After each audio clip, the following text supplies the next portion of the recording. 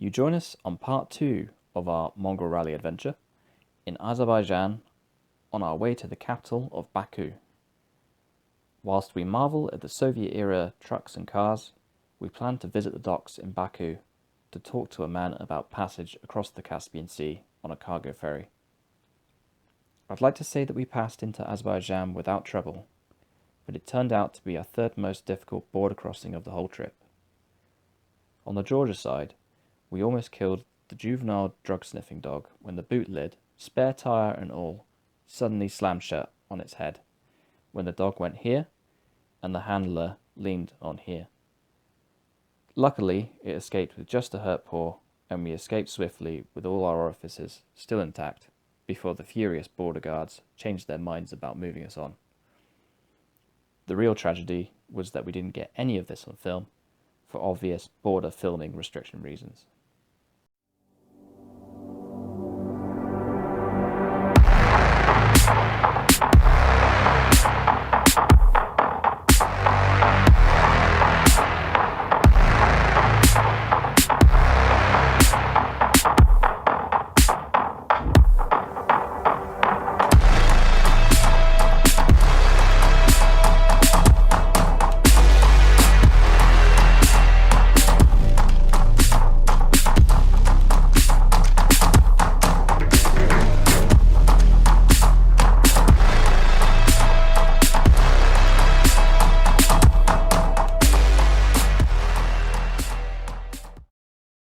Several days later.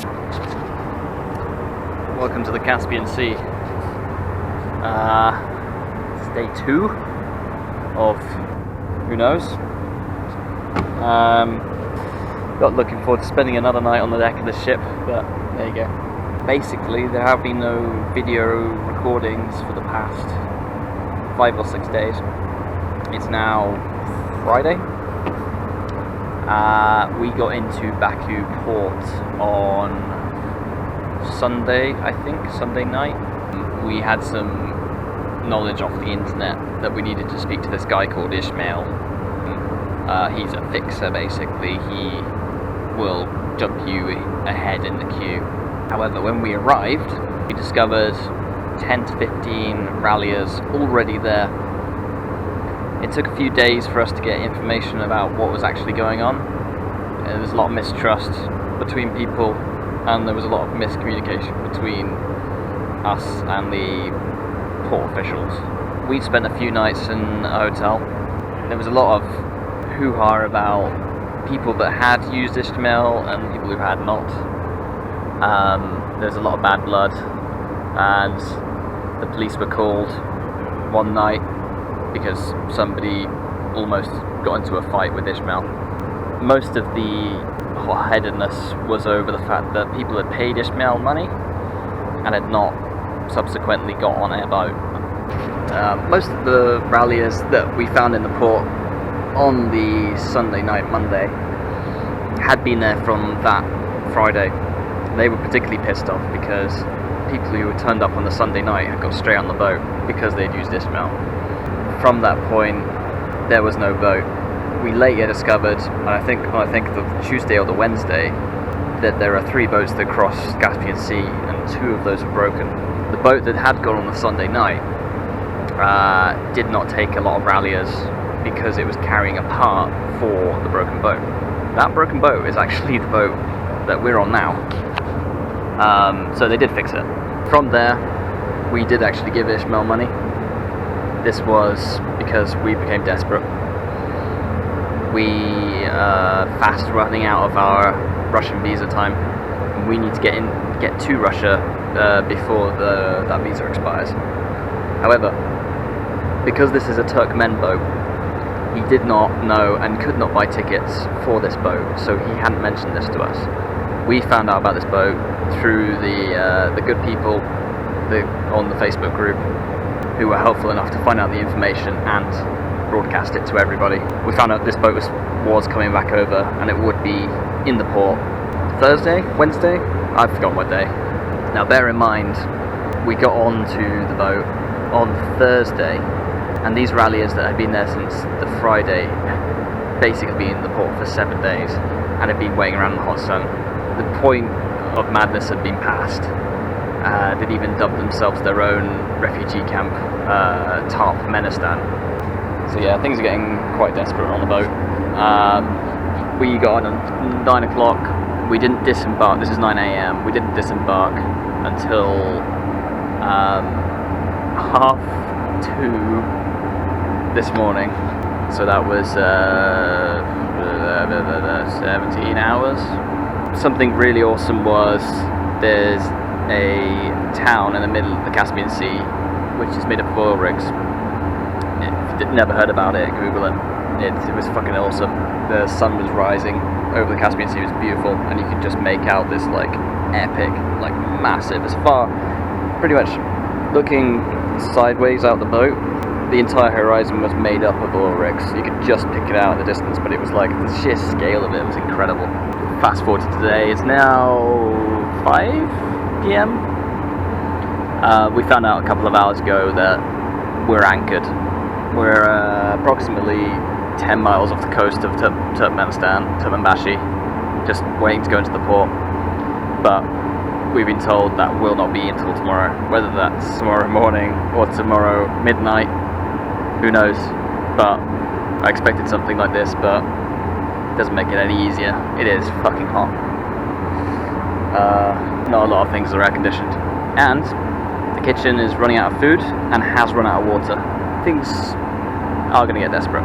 At the moment, I've been waiting hours for food, so I thought I'd come out and make a little video. The reason there have been no videos from this camera is that we weren't allowed to. The port was very strict on video and pictures. Just playing the waiting game now. One pretty awesome thing is there's like loads of dragonflies around, so that's pretty cool. Anyway, gotta go get some food. And oh, we found a bag of M&Ms.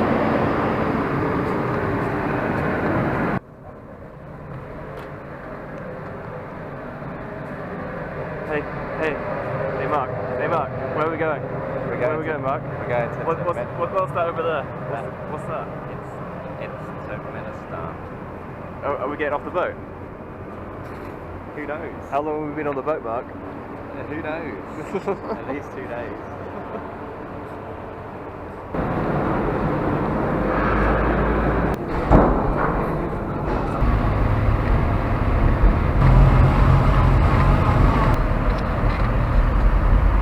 Approximately 10 hours later.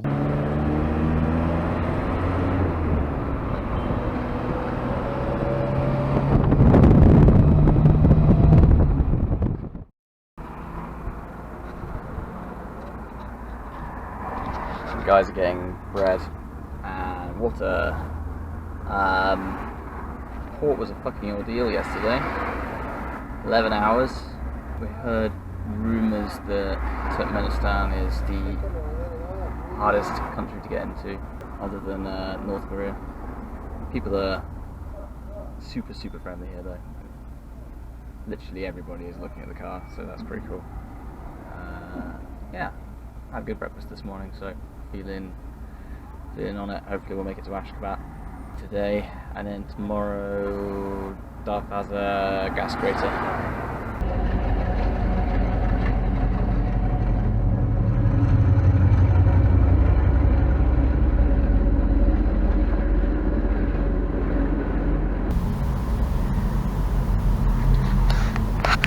So, we've made it as far as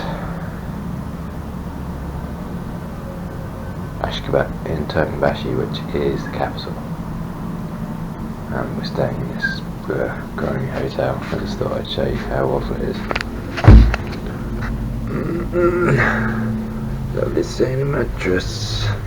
There was a cockroach around here somewhere earlier as well. Can't find that. At least the air conditioner does work, which is one thing, but it seems to have a bit of a damp problem. But the hilarious thing is you want to have a shower. Oh, turn the water on. Hear water noises. Oh, it just comes out of the tap. Nowhere else. just outside. Okay.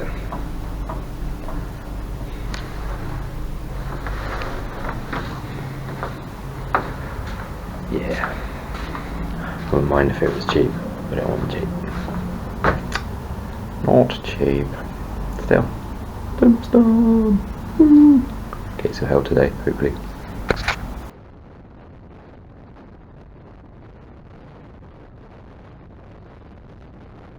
Do a bounce.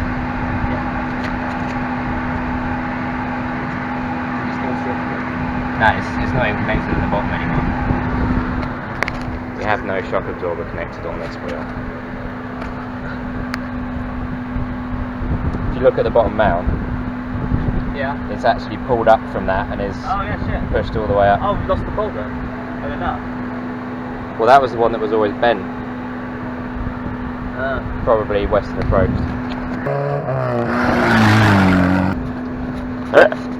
Do you like how we blame everything on western approach?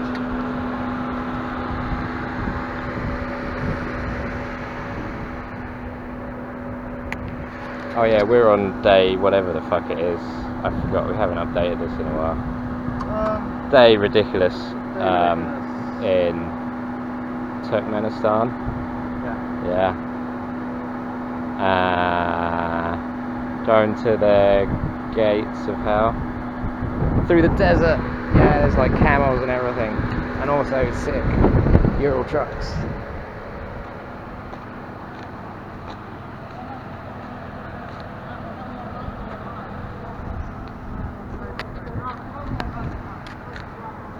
They still sell 80 RON petrol here specifically for all the old Soviet shit. It's fucking cool.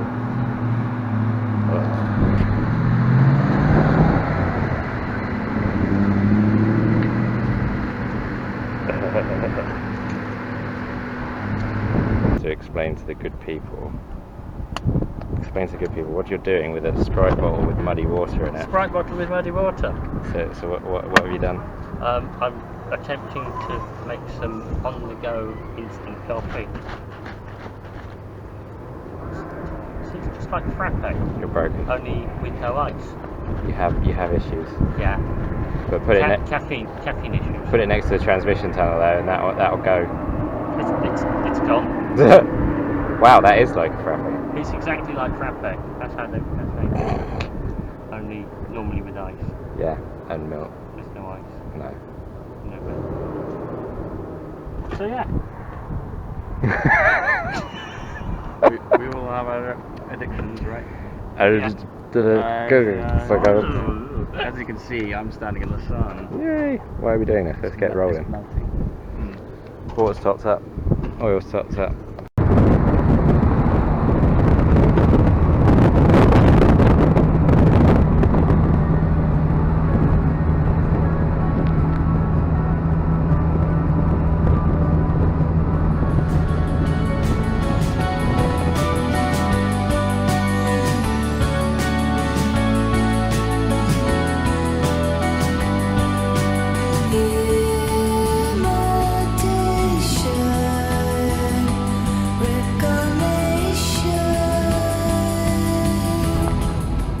Go near the right, because that's when you start losing grip. Once you get over this hill, it's not too bad. Okay. But keep to the left. You're going to start getting some air. Like the team who did it before, they got like some mad air. Okay. I don't know if you're willing to do that, but it's kind of, I don't know, if you don't do it, then if you kind of drop off the speed a little bit, then It bogs. that's Okay. the bog. Alright. But yeah, seriously, I'd say start there and like Alright. gun it. You know everything we did at Western Approach? The things we said we'd never do again? Yeah. You've seen the videos, right? Yeah, but I wasn't in the car.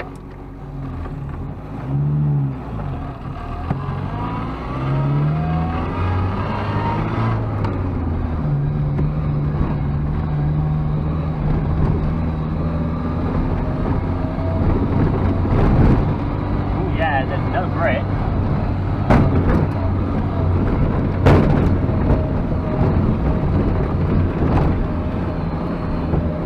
If I need first, I'm fucked.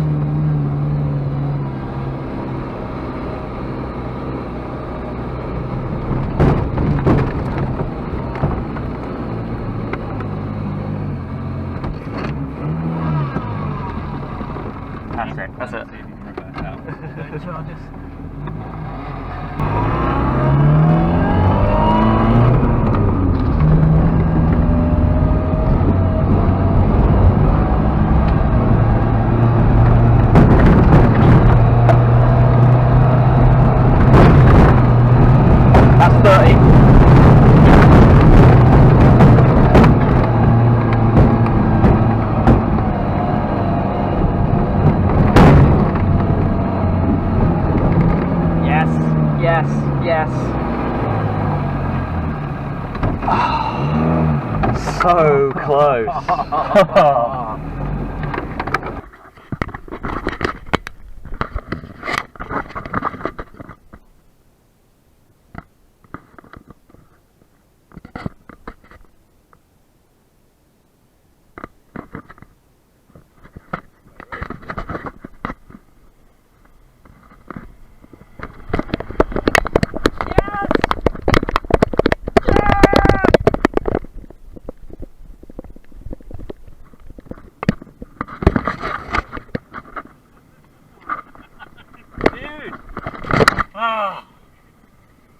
It went up without it.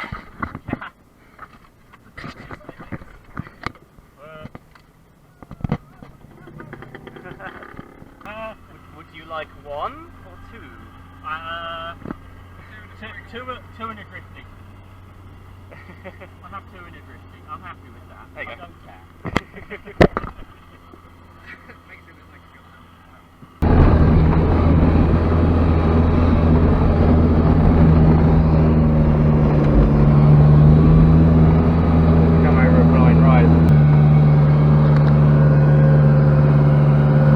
Oh, that's cracking.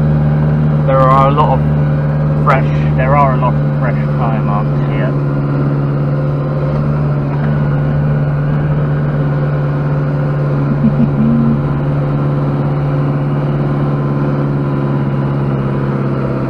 Tramline in a bit.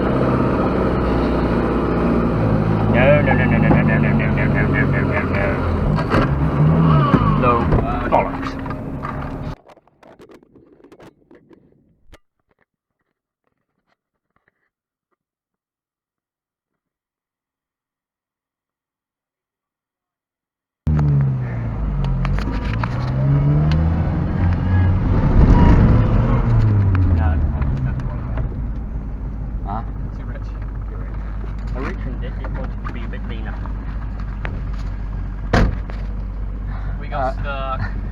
We're GoProing a GoPro. Oh, nice.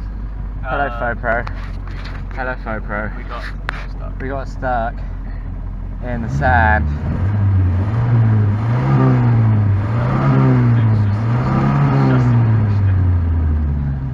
We didn't want to pay the guides $40 to rally the living shit out of our car, basically. So we thought we'd do it ourselves, and we got stuck, and then the guy came past and laughed at us.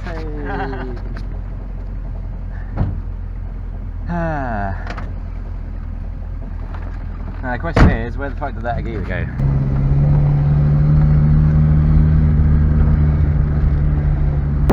That looks a little bit higher than the rest.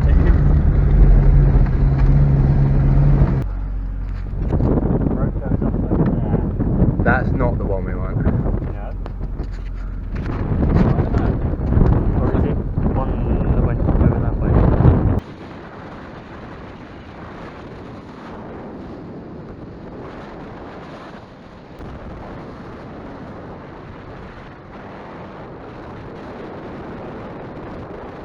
We headed towards our first ultimate goal of the Varza gas crater, the remnants of a Soviet oil drilling disaster over 40 years ago. We aimed to stay the night, stare into the flames, and share some road stories with some other ralliers.